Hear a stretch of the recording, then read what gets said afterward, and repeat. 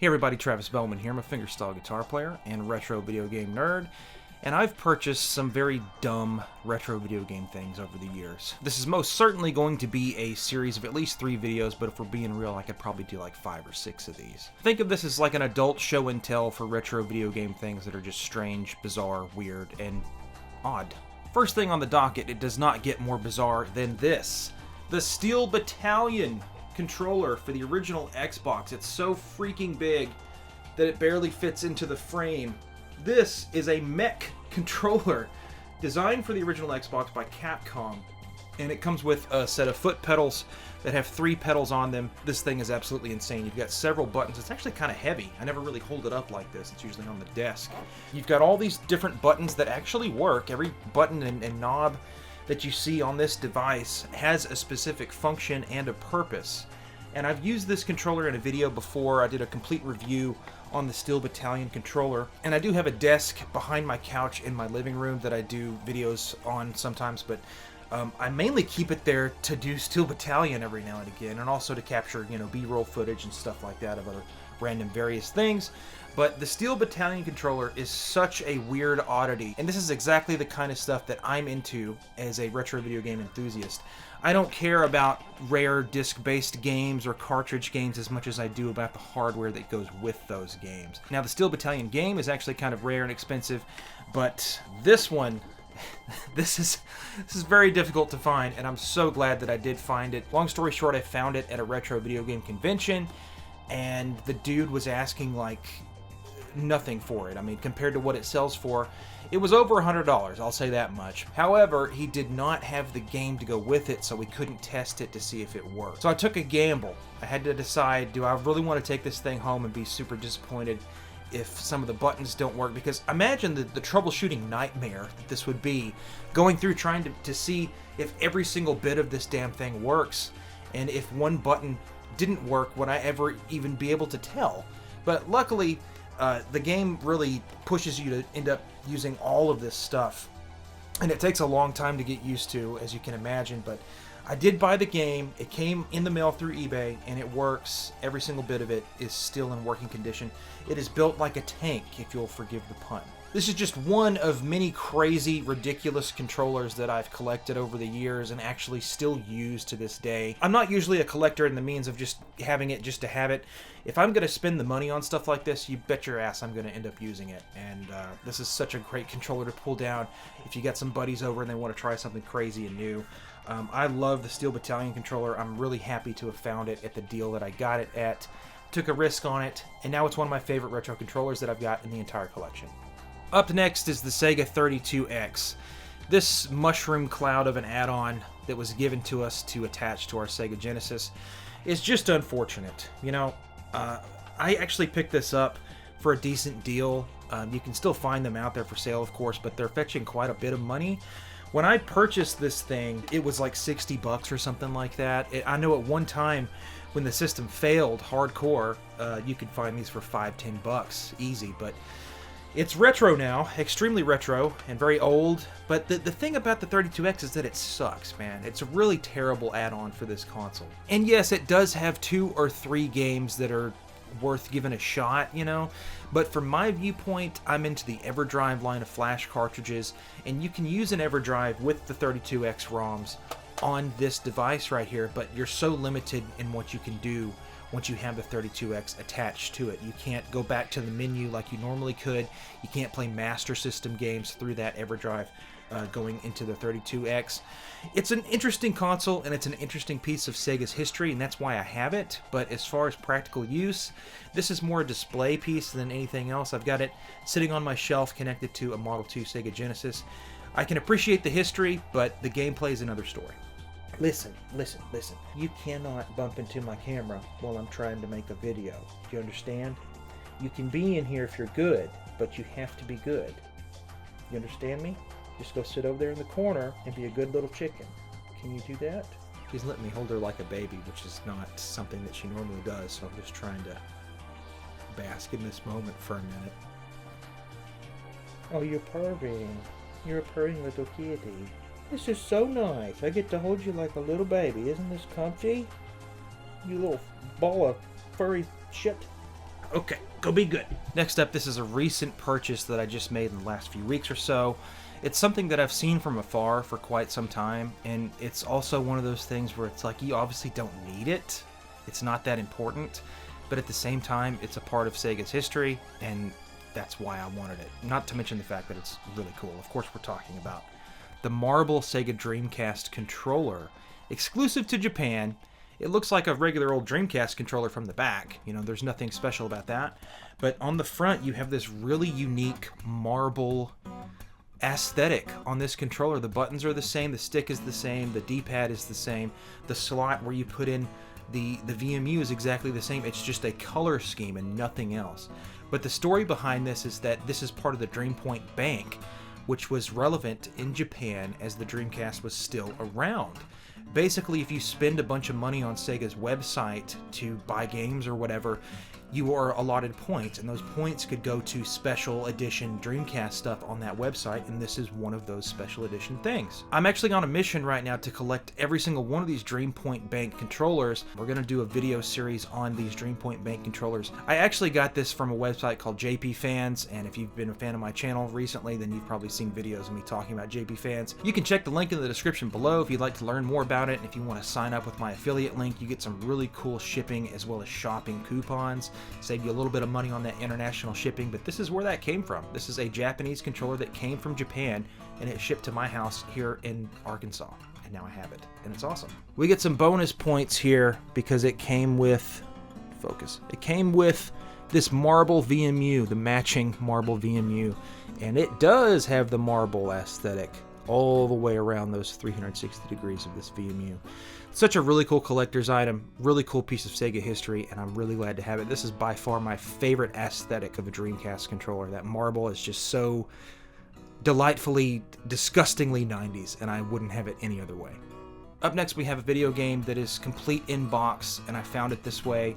I bought it this way, and I've got it in a protective case because I just love it so much. It's such an integral part of my childhood upbringing and my introduction into video games, and I still go back and play this game at least once a year, I think. It's one of my favorite games of all time, and you might shudder at the thought of that, but this is Castlevania on the Nintendo 64. This is such a unique take on the Castlevania name, man. And there's no other game like this. This came out on the Nintendo 64 only.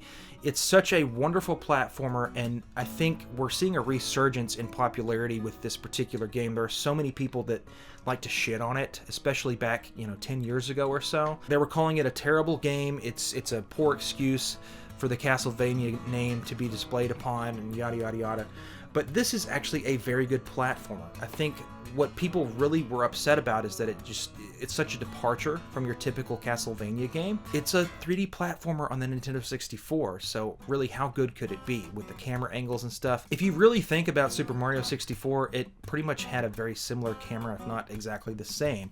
And you might go to bat in the comments section about that. But that's just how I view it, man. This game is such a wonderful game, and if you can get over the camera angles and just play the freaking game, it's an amazing experience. This is one of the games from my childhood that I remember the most fondly. This is one of my favorite games of all time. I love the story, I love the aesthetic of it, and I love the gameplay. It's actually got a really nice, tight, and responsive battle system. The camera is obviously working against you like most Nintendo 64 3D platformers, but if you can get over that, this is a really, really great game, and it's worth your time, I promise.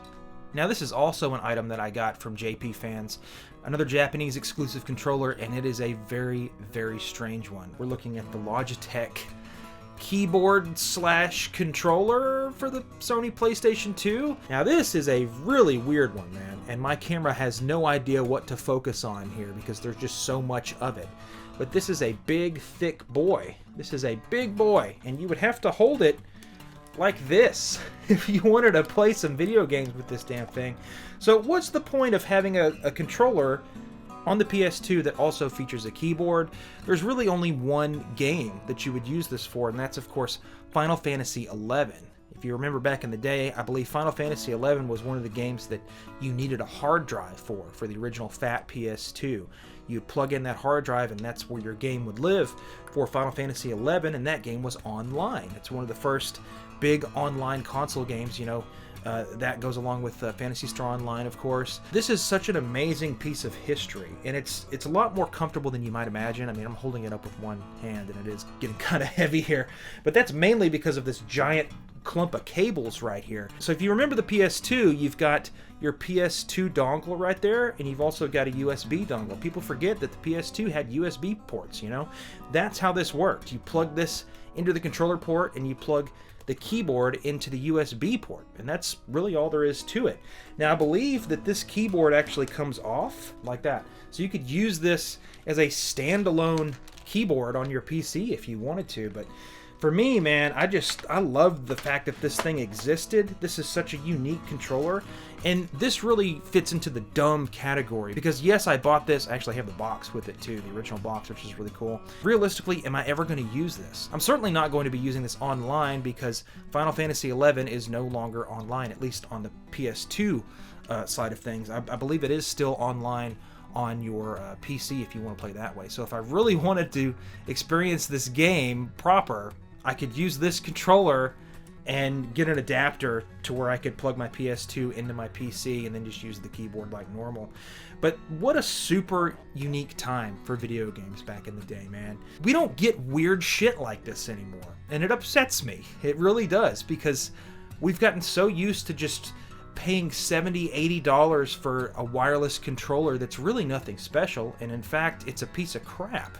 Those sticks that come stock with the PlayStation 5, Xbox, and Switch controllers, those sticks are going to die, especially if you're really hammering hard into the FPS style of gameplay where you're constantly having to click those sticks to sprint. Those sticks will fail on you, and these are still built like freaking tanks. I guarantee you, man, this controller is going to work just fine. And I love the fact that they're taking so much risk with this. They're taking a chance on being very strange and weird. And to be honest with you, that's why I was interested in it in the first place, not to mention the fact that this was actually very, very cheap. Up next is a controller that I've had for a very, very long time. It's also a Japanese exclusive controller, and I'm realizing that I didn't bring it back here into the room with me, so this B-roll footage will have to suffice. This is the Sega Dreamcast Twin Stick. Of course, we did not get this cool controller in America. It's a Japanese exclusive. This is a prime controller to use with some first-person shooters on the system. Admittedly, the Dreamcast controller is awesome, but it does not have a good layout for first-person shooter games. That's where the twin stick comes in. There's also some really cool mech games that you can use with this controller. I'm having a lot of fun with Outrigger, which we did get over here in the States. Outrigger is a first or third-person shooter, depending on your preference. You can change that in the game. It's one of my favorite Dreamcast games to just pull down and play. It's a very arcadey shooter. And this game is actually still online. If you manage to get your Sega Dreamcast back online like I have, then you can play this game with other people still to this day, which is awesome. Dreamcast Twin Stick. It's a hell of a piece of technology, I'll tell you that much. And finally, we're talking about something that isn't a Japanese exclusive. This is the Silent Scope Light Rifle / Shotgun. This is, of course, a light gun for the original Xbox, and this is a big fat boy right here. I actually found this locally at a Game Exchange of all places. If you know anything about those video game stores, odds are the bigger items that take up a lot more real estate are going to be priced lower than they rightfully should be, just because they want it out of the store to make room for more individually sized items that they could sell, such as games and stuff like that. But I found this for a very good deal, and it came with the original box that I'll show you here in a second. But the interesting thing about this light gun that makes it so much different than any other light gun of the time is that you could use this like it's a shotgun. You know what I mean? It's really cool like that. You got the pump action green handle right there, which is really, really nice for reloading. You know, with light guns, you would have to shoot and then shoot off of the screen to reload, but you could use that to reload and keep aiming at your enemy on the screen, which is really nice. You've got a lot of different settings, including scope sensitivity. You've got start and back, and you've got the black and white buttons. A few different other buttons here and some settings and stuff like that. Man, I haven't played with this in a long time. You got kickback action as well. That's really cool. And now I want to show you the box, and somebody is sitting on it. Why do you have to sit on everything? Don't sit on the boxes. Here's the original box that came with this gun right here, and all the pieces are still in here. I keep it in the shotgun configuration just because that's the easiest, but you can see on this art on the top that you can actually include the scope as well as the longer barrel to make it into like a rifle type situation. And here's what the... Ooh, bouncing around in there. That's what the rifle looks like right there once it's all assembled. It's a really super unique light gun for a very niche game that not a lot of people have fond memories of. Silent scope, it's basically just like a sniper game from what I remember. But I would of course use this with House of the Dead 3 in the shotgun configuration because that's far more badass than playing a sniper game where you're just trying to hit people off of rooftops and stuff like that. But I found this for a very good deal, and I've had it all this time. This is like the first time I think I've shown it off on my YouTube channel, but this is the kind of stupid shit that I spend my money on. Now we're going to talk about a specific group of items for collecting that I just never end up buying, but I ended up buying a series of it because I'm a super Sega Genesis, Sega in general freak, and I noticed that these were coming up for sale in retail stores such as Walmart in specifics, and this is Walmart country, we're in Arkansas. So I had to go to Walmart just to see if I could see these for myself, and of course I ended up buying them. The Jakks Pacific Sega brand of toys, which is again something that I just normally do not give a shit about. I don't care about collecting toys and figures and cards, you know, like Pokemon cards or Magic the Gathering or anything like that, but I couldn't resist this, man. This is II from Super Monkey Ball. We'll just go through these very quickly. I don't have all of them, but I do have the ones that I actually did want. We got the Werewolf from Altered Beast, which is kind of cool. I won't lie about that. I'm not the biggest Altered Beast fan, but I do like the fact that we're getting stuff like this. This is old. Altered Beast launched with the Sega Genesis back in the day, back in like what, 88 or 89, something like that. So to see this come out in, I think it was what, 2025, 2024, maybe even a few years earlier than that, it's crazy to see that, you know? You know I had to get Gilius Thunderhead, dude. Gilius freaking Thunderhead. Are you kidding me? Look at that. Look at that up close. Focus in on that. It's Gilius Thunderhead from Golden Axe. Most people don't even know this dude has an actual name, and it's as badass as you might imagine it to be. Gilius Thunderhead. Unfortunately, there's no other Golden Axe characters that they've come out with as of recent, as far as I know. But we've also got Joe Musashi from Revenge of Shinobi. This is such a wonderful game on the Sega Genesis. I had to pick this up, because how could I not? You know, it's such an iconic Sega Genesis game, and it's great for display. I know I'm not into collecting this kind of stuff, but these do sit proudly upon my game shelf at the very tippy top. The most common one, I think, that's out there is Axel from Streets of Rage 2. I love Streets of Rage, so this was the first one that I actually got. These are like $10 a piece, give or take, depending on, I guess, where you're from and where you're at and what stores you have available to you. But this was $10. Now, one of these that is really difficult to find, at least it was for a while. I ended up finding it with a shipped price of like $13, which isn't bad, but I've seen people try to scalp these and sell them on eBay for like $30. Roo, the boxing kangaroo from the Streets of Rage series. You gotta have him, right? I have no plans to open these at all. I'm just gonna put them on display on top of my game shelf, just because it perfectly identifies the kind of stuff that I'm into as a video game fan. These are so important to my childhood, and I just had to grab them because they were cheap. And it's kind of fun to collect them too, even though I'm not into collecting toys. Well, I mean, I guess I kind of am now.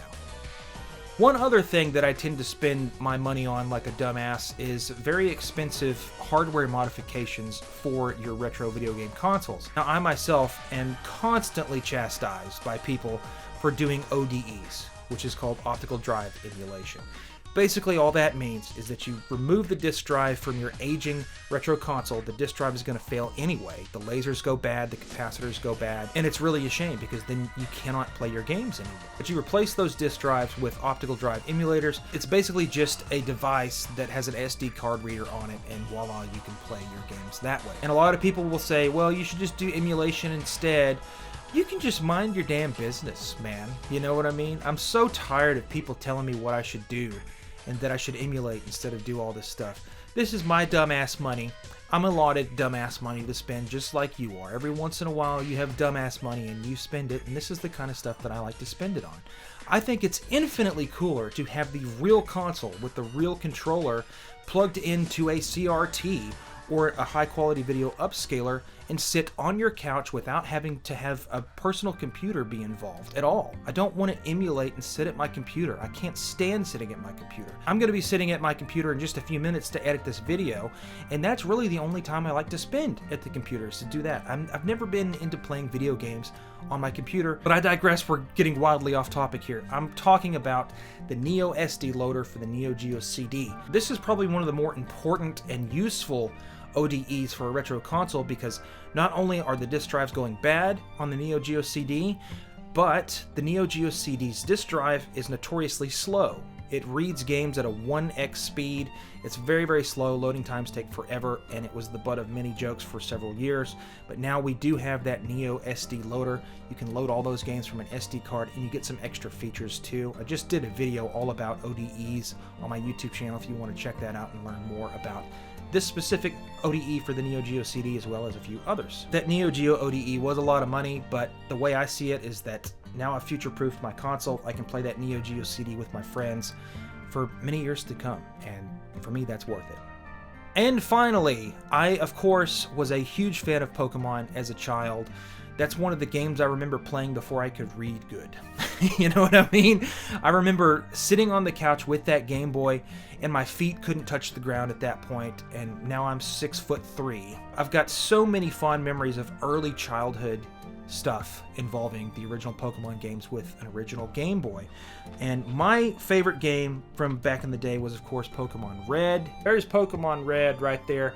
I always keep my Game Boy games in these protective cases. They don't look as pretty like that, of course, but we're keeping them safe. Pokemon Blue, my older sister used to play this one back in the day, and so I was the Pokemon Red guy. And of course, we would trade Pokemon with each other with the official link cable. I didn't get Pokemon Yellow until much later on, and it's alright. You know, I prefer Red and Blue over this one. And then, of course, when Generation 2 came out, that was such a great time to be alive, man. I could read, finally, when Generation 2 came out. And my main Pokemon game was Pokemon Gold. I love this game. It's probably my favorite game in the Pokemon series. Pokemon Silver, of course, I didn't know anybody that had that one personally, but playing it now, seeing the different sprites and stuff is actually really, really cool. And then, of course, one of the most highly coveted games that didn't sell well for some reason back in the day is Pokemon Crystal. I really, really do love this game. I loved the fact that you could play as a girl for the very first time in the series. So naturally, just because you could, that's exactly what I did. I ended up doing my first playthrough as the girl, because why not? Well, I hope you guys enjoyed this show and tell of sorts of dumb retro video game things that I tend to spend my money on every now and again. Let me know what you think about this series. Would you like to see another iteration of that? Whether you do or not, there's probably another one coming very soon, so I hope that's cool with you. What's one thing in your retro video game room that you spend a lot of money on that you still use to this day, and what's one thing in your retro video game room that you don't use as much as you thought you would? Let me know the answers to all those questions in the comments section below. Thank you so much for watching the channel, and thanks for subscribing, and we'll see you guys at the very next video. Thanks very much. Bye-bye.